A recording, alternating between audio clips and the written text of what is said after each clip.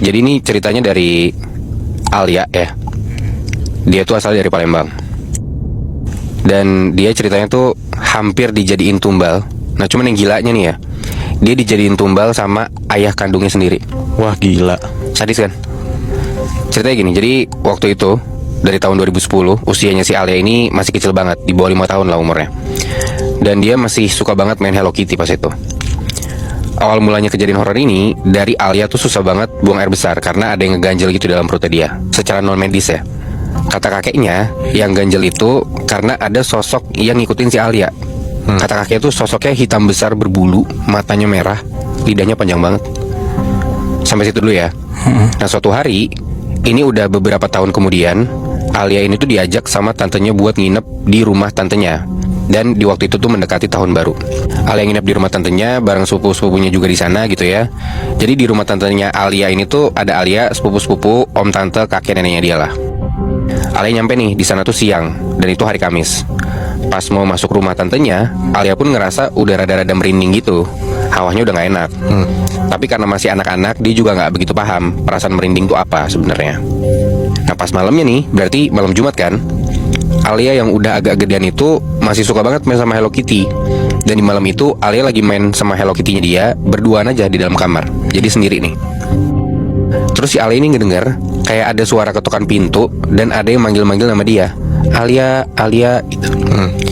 Alia keluar ngebawa bonekanya dia. Ternyata pintu depan rumah tantenya ini diketok. Jadi suara ketokan itu dari pintu depan. Pintu depan. Ya. Cuman Alia nggak ngelihat ada siapa-siapa di ruang tengah rumah itu. Rumah tantenya sepi aja karena udah pada tidur. Alia bukalah pintu rumah tantenya itu. Dia buka kuncinya, terus dia buka pelan-pelan. Dan pas dia buka pintunya, Alia kaget banget. Dia lihat di luar, di depan dia nih ya, itu ada sosok cewek, rambutnya panjang, bajunya putih-putih gitu, kotor, lusuh.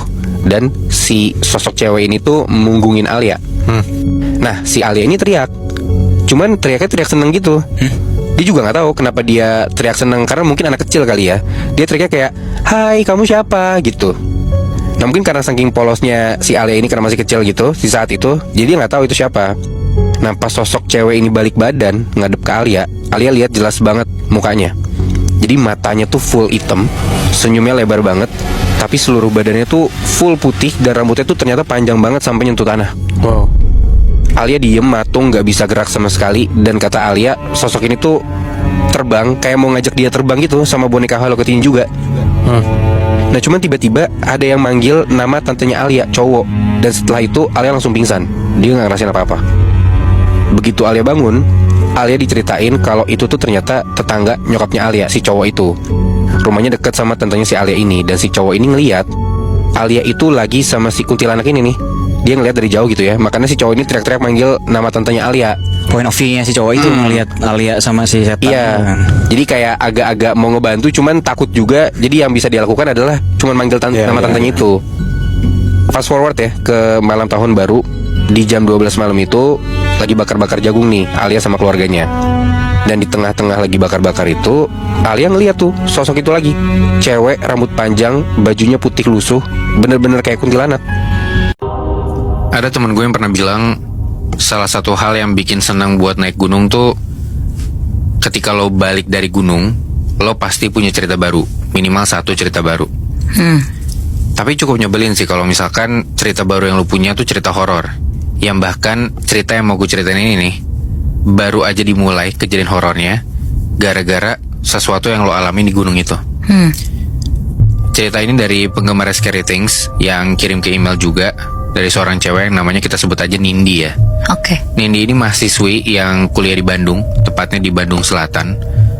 Hari itu tepatnya kata dia tanggal 3 Juli 2013. Nindi sama 14 orang temennya ini muncak ke Gunung Puntang. Mereka daki terus sampai ke Curug ya. Di perjalanan ini, temennya Nindi yang namanya Nisa itu kecapean. Gara-gara itu, akhirnya mereka semua nggak ngelanjutin perjalanan ini buat lanjut ke puncak. Mereka malah pulang. Nah di perjalanan pulang ini, pas sudah sore, mereka masih turun nih di daerah sekitar situ, daerah Gunung Puntang itu. Dan mereka ini katanya rada-rada kesasar. Nah Nindi ini bilang, entah apa yang kejadian sama dia, pas hari udah mulai gelap, dia tuh tiba-tiba pingsan dan gak sadarin diri. yang dirasain sama Nindi pas itu adalah dia tuh mimpi ngelihat di sekeliling dia ada kastil yang megah banget, sama ada kolam yang airnya jernih. Kayak dia pergi entah kemana gitu. Selang beberapa lama, Nindi ini sadar dan dia kebangun setelah kakak seniornya itu nampar dia buat bangun gitu. Nah dari situlah si Nindi ini sadar kalau dia tuh pingsan. Sesampainya Nindi di kosan, perutnya dia tuh rasanya sakit, mual, kayak pengen muntah. Dia pikir mungkin dia masuk angin nih. Tapi setelah kejadian dia pingsan itu, Nindi tuh ngerasa dia sendiri jadi sering murung, sering sedih, dan sering banget halusinasi, Nat, Moy. Di kosannya dia yang dia tinggalin sendiri ini, karena beberapa kejadian dia alamin, dia jadi ngerasa gak betah gitu di dalam kosannya. Dan karena lumayan jauh juga dari kampus, akhirnya Nindi ini mutusin buat pindah kosan. Oke. Ini udah di bulan Desember. Jadi setelah kejadian di Gunung Puntang itu, yang mana kejadiannya di bulan Juli sampai Desember, ya Nindi ngerasain tuh hal-hal yang bikin dia gak enak banget ngerasa buat tinggal di kosannya dia. Pindahlah nih Nindi ke kosan dia yang baru.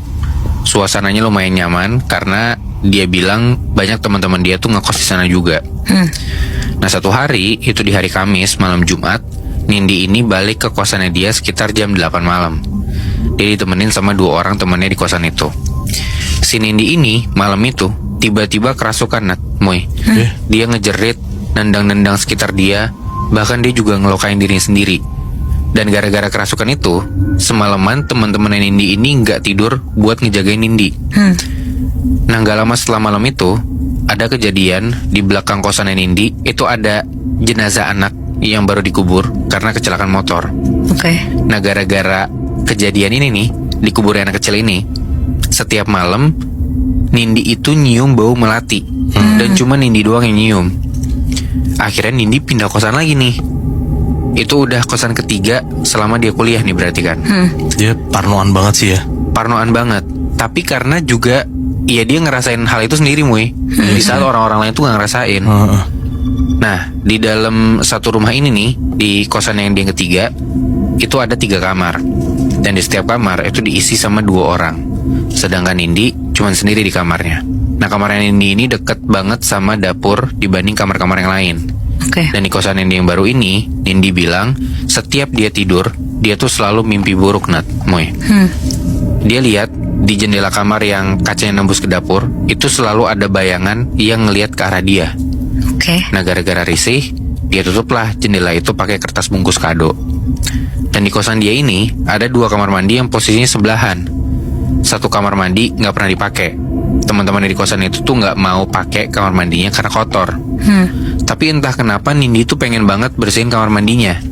Jadi setiap dia mandi di kamar mandi yang nggak pernah dipakai itu, sekalian dia selalu bersihin. Dia pikir kosannya jadi lebih nyaman dan ngakutin tadinya. Tapi ternyata enggak, Nat, Moy. Setelah sebulan dia tinggal di kosan itu, Nindi kesurupan lagi.